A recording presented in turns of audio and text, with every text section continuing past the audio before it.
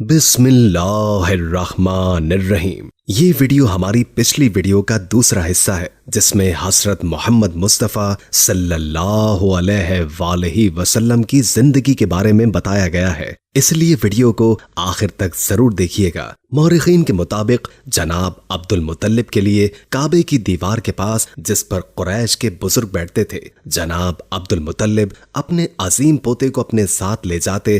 جب بھی کوئی شخص آپ صلی اللہ علیہ وآلہ وسلم کو اٹھانے کی کوشش کرتا تو جناب عبد المطلب کہتے، میرے بیٹے کو بیٹھنے دو، اس کی شان ہی کچھ اور ہے اور وہ اتنا بلند مرتبہ اور اعلیٰ مقام ہے کہ کسی عربی کو پہلے نہیں ملا اور نہ ہی بعد میں ملے گا۔ جناب عبد المطلب رضی اللہ تعالی عنہ کو تاکید کرتے کہ وہ ایک پل بھی آپ صلی اللہ علیہ وآلہ وسلم سے غافل نہ ہو پائے۔ محسن انسانیت نبی پاک صلی اللہ علیہ وآلہ وسلم جب 8 سال کے ہوئے تو ان کے دادا بھی ساتھ چھوڑ گئے۔ جناب عبد المطلب کی وفات پر سارا شہر سوگوار ہوا تھا۔ آپ بھی اپنے پیارے دادا کے جنازے کے ساتھ روتے جاتے تھے۔ آپ صلی اللہ علیہ وآلہ وسلم ابھی ماں کے پیٹ میں ہی تھے کہ باپ کی شفقت سے محروم ہو گئے تھے۔ آگے چل کر والدہ بچھڑ گئیں۔ جب 8 سال کے ہوئے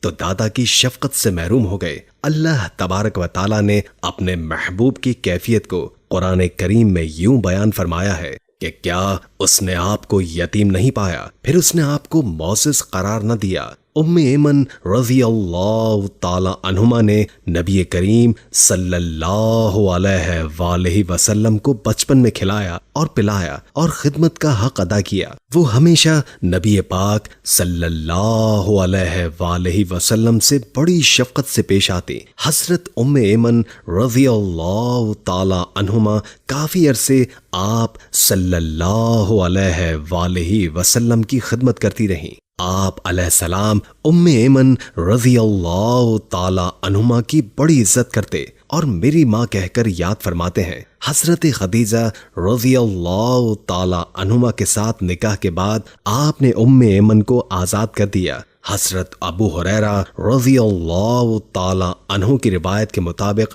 نبی پاک نے فرمایا، جو مسلمان غلام کو آزاد کرے تو اللہ اس کے ہر عضو کے عوض اس کے عضو کو آگ سے آزاد فرمائے۔ حضرت ام ایمن رضی اللہ تعالی عنہما کا نکاح حضرت زید بن حارثہ رضی اللہ تعالی عنہ سے ہوا۔ اس نکاح کے بعد حضرت اسامہ بن زید رضی اللہ تعالی عنہ پیدا ہوئے۔ ایک حدیث کے مطابق حضور پرنور نے شام پر حملے کے لیے اسلامی فوج کا ایک دستہ روانہ فرمایا اور اسامہ بن زید رضی اللہ تعالی عنہ کو لشکر کا امیر مقرر فرمایا تو آپ علیہ السلام نے فرمایا، آج تم اس کی عمارت پر معترض ہوئے ہو تو یہ کوئی نئی بات نہیں، اس سے پہلے تم اس کے باپ زید کی عمارت پر بھی اعتراض کر چکے ہو اور یہ سامان بھی اپنے باپ کی طرح مجھے پیارا ہے۔ حضور پرنور نے اپنے عمل سے غلام اور آقا، حسب و نسب، گورے اور کالے کا امتیاز ختم فرمایا اور انسانیت کی بنیاد رکھ دی تھی۔ جناب عبد المطلب کی وصیت کے مطابق جناب ابو طالب نبی کریم صلی اللہ علیہ وآلہ وسلم کے نگران بنے۔ ابو طالب آپ صلی اللہ علیہ وآلہ وسلم کے والد کے بھائی تھے۔ جناب نبی پاک صلی اللہ علیہ وآلہ وسلم کے دوسرے چچا مالدار تھے۔ اس کے باوجود جناب ابو طالب کو نگراں مقرر کرنا آپ صلی اللہ علیہ وآلہ وسلم کے ساتھ دادا کی محبت کا منہ بولتا ثبوت ہے۔ جناب عبد المطلب جانتے تھے کہ ان کا کون سا بیٹا ان کے منفرد پوتے کی بہترین نگرانی کر سکے گا۔ جناب ابو طالب کی بیوی فاطمہ بنت اسد رضی اللہ تعالی عنہما حضور پرنور صلی اللہ علیہ وآلہ وسلم کی عزت اور حضرت علی کرم اللہ وجہ الکریم کی والدہ تھی۔ انہوں نے آپ کی پرورش بڑی محبت اور شفقت سے کی۔ وہ مکے میں ایمان لائیں، مدینہ کی طرف ہجرت کی اور وہیں وفات پائی تھی۔ اکثر ان سے ملاقات کرتے۔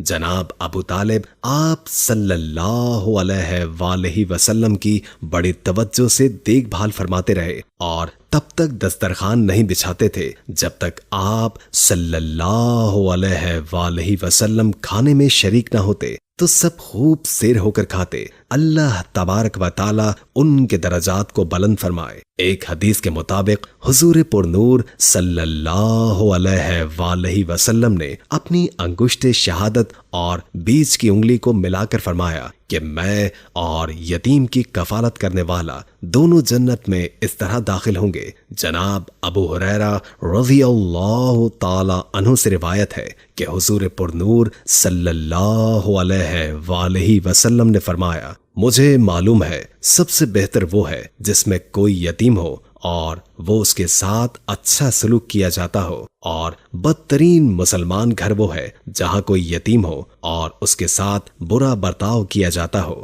قرآن کریم میں رب تعالیٰ نے ارشاد فرمایا، اللہ تمہیں ہدایت کرتا ہے کہ یتیموں کے ساتھ انصاف پر قائم رہو، اور جو بھلائی تم کرتے رہو گے وہ اللہ کے علم سے چھپی ہوئی نہیں رہ جائے گی۔ کیا آپ نے اس شخص کو دیکھا جو دین کو جھٹلاتا ہے؟ تو یہ وہ شخص ہے جو یتیم کو دھکے دیتا ہے اور محتاج کو کھانا کھلانے کی ترغیب نہیں دیتا۔ محمد ابن اسحاق کہتے ہیں کہ ایک شخص مکہ آیا اور اپنے بچوں کو لے کر آپ کے پاس پہنچا تاکہ بچوں کے مستقبل کے بارے میں دریافت کر سکیں۔ اس شخص نے نبی مکرم صلی اللہ علیہ وآلہ وسلم کو ایک نظر دیکھا اور پھر کسی کام میں مصروف ہو گیا۔ جب فارغ ہوا تو بڑے اشتیاق کے ساتھ کہنے لگا، وہ لڑکا کہاں ہے جسے میں نے ابھی دیکھا تھا؟ اسے میرے پاس لاؤ، وہ لڑکا ہونہار معلوم ہوتا ہے۔ جناب ابو طالب نے قیافہ شناس کے اشتیاق کو دیکھ کر آپ صلی اللہ علیہ وآلہ وسلم کو چھپا لیا اور گھر واپس لے کر آ گئے۔ جناب ابو طالب نے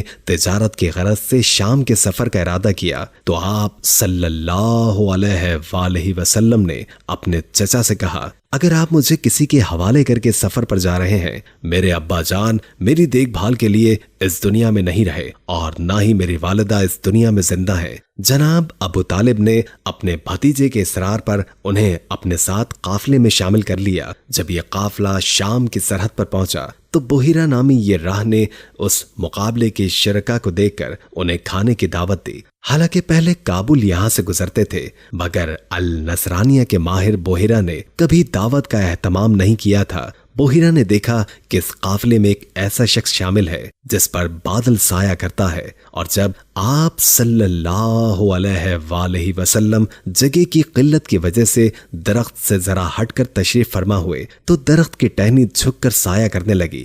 دعوت ہوئی تو بحیرہ کو سید البشر صلی اللہ علیہ وآلہ وسلم نظر نہیں آئے تو اس نے پوچھا کہ آپ کے قافلے کا ایک بشر موجود نہیں؟ پھر اس نے کہا، ایک نومر بچہ سامان کی نگرانی کے لیے چھوڑ آئے ہیں۔ بحیرہ کے اصرار پر آپ صلی اللہ علیہ وآلہ وسلم کو بھی دعوت میں شریک کیا گیا۔ بحیرہ بڑے غور سے آپ صلی اللہ علیہ وآلہ وسلم کو دیکھتا رہا۔ جب بحیرہ نے نبی کریم صلی اللہ علیہ وآلہ وسلم کے بارے میں تمام معلومات حاصل کر لی تو اس نے پیش گوئی کی کہ نبی پاک صلی اللہ علیہ وآلہ وسلم نبوت سے سرفراز ہوں گے۔ بحیرہ نے جناب ابو طالب کو مشورہ دیا کہ وہ نبی پاک کو مکے واپس لے جائیں تاکہ آپ یہودیوں کے شر سے محفوظ رہیں۔ بحیرہ عرب کا معروف راہی تھا جس کی باتوں پر اعتبار کیا جاتا تھا، لہٰذا جناب ابو طالب نبی پاک صلی اللہ علیہ وآلہ وسلم کو مکہ واپس لے آئے۔ آپ علیہ السلام کی شخصیت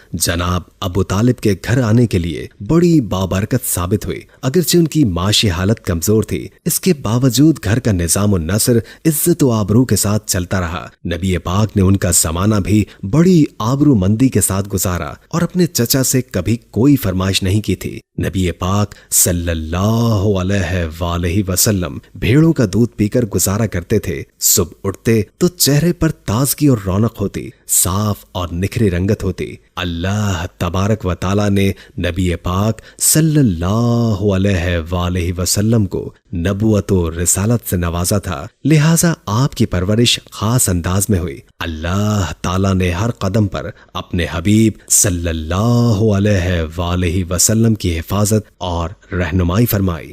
نبی کریم صلی اللہ علیہ وآلہ وسلم کسی مشرکانہ تقریب میں شرکت نہ کرتے۔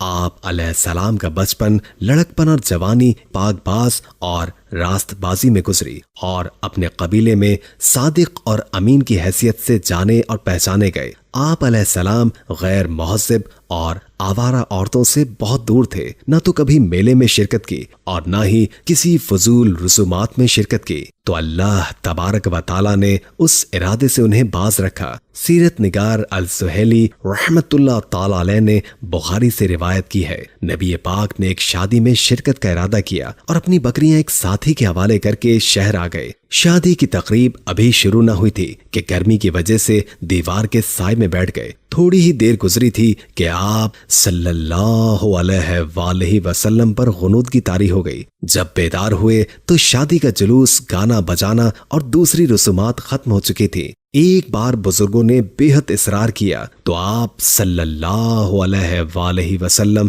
بادل نخواستہ چل دیے۔ واپسی پر سخت پریشان اور ہراساں نظر آئے۔ آپ علیہ السلام کے رشتہ دار یہ کیفیت دیکھ کر گھبرا گئے اور دوبارہ کبھی آپ صلی اللہ علیہ وآلہ وسلم کو اس طرح مدعو نہ کیا۔